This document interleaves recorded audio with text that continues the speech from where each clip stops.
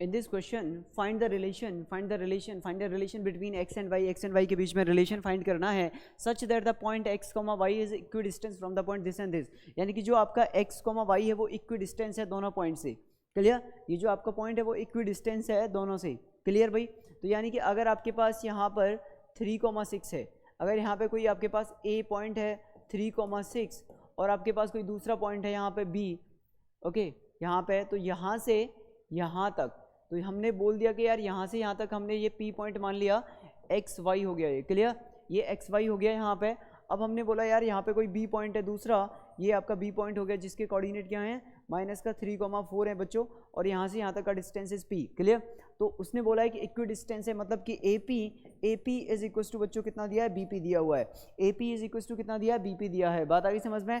अच्छा, ये mid point होगा या नहीं होगा ये नहीं बताएंगे हम, क्योंकि उसने बोला इक्वी डिस्टेंस है। ये थोड़ी ना बोला है कि तीनों पॉइंट कोलिनियर हैं, ये तो कहीं बोला ही नहीं है। उसने बोला है find the relation between x and y such that ये वाला पॉइंट इक्वी डिस्टेंस होना चाहिए। मतलब ये तो इस तरह की चीज़ हो गई कि मार्केट से आपका घर और आपका स्कूल दोनों बराबर डिस्टेंस पर हैं। अब हो सकता है ना वो अलग अलग रास्ते पे हों, एक इधर जाता हो एक इधर जाता हो, समझ रहे हो? तो मिड पॉइंट क्यों होगा? ये मिड पॉइंट हो भी सकता है नहीं भी हो सकता। क्लियर? तो मिड पॉइंट तो होगा नहीं, मिड पॉइंट लेंगे नहीं। ओके, अगर कोलिनियर एक ही लाइन पे होते तो मिड पॉइंट होता। तो हमने बोला यार इस तरीके से, तो AP कितना आ जाएगा बच्चों? तो यहाँ पे AP हो जाएगा आपका x - 3 का होल स्क्वायर प्लस y - 6 का whole square is equal to कितना आ जाएगा बच्चों? यहाँ से BP कितना आ जाएगा? x - 3 का होल स्क्वायर प्लस ये कितना हो जाएगा y - 4 का whole square. Okay, x y के बीच में रिलेशन निकालना है, एक्स वाई की वैल्यू नहीं फाइंड करनी है। तो यहाँ से कितना हो जाएगा x² + 9 माइनस का 6x प्लस y² प्लस का 36 माइनस का 12y is equals to x² + 9 plus का 6x प्लस y² प्लस का 16 माइनस का 8y। ओके, ये हो गया ना। अभी हम इसमें क्या कर सकते हैं यार, x² से x² काट सकते हैं, y² से y² काट सकते हैं। क्लियर? x² से x², y² से y² कट गया अपने पास। ओके ना, अब अपने पास क्या बचा? x वालों को मैं एक तरफ शिफ्ट कर रहा हूँ, तो x उधर चला गया तो ये हो जाएगा 12x। Clear?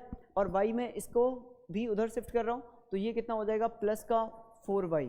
Okay, is equals to यहाँ पे कितना है अपने पास 9 है। तो बच्चों देखो यहाँ पे 9 से 9 कैंसिल हो रहा है, ये आपका 9 था, ये 9 से आपका ये वाला 9 कैंसिल हो गया। ओके भाई, और क्या बचा यहाँ पे 36 और 16। तो जब ये इधर जाएगा इक्वल टू में, तो ये कितना हो जाएगा 36 - 16 दैट इज 20। तो 20 आ गया ना। आप यहाँ पे इसे इस तरीके से लिख सकते हो, यहाँ से आप 4 कॉमन ले लो, तो 3x + y is equal to कितना हो जाएगा 5। तो ये अपने पास रिलेशन आ जाएगा, this is the final relation between x and y। तो x और y के बीच में ये रिलेशन है। अब आप चाहो तो इसे ऐसे भी लिख सकते हो, अब ये तो अपने ऊपर डिपेंड करेगा आप कैसे लिखना चाहते हैं इसे। 3x is equal to 5 - y भी लिख सकते हैं इसे। क्लियर? जैसे मन करे आपका उस तरीके से रिलेशन में लिख सकते हैं जैसे आंसर में लिखना चाहो। क्लियर? तो this is the required answer.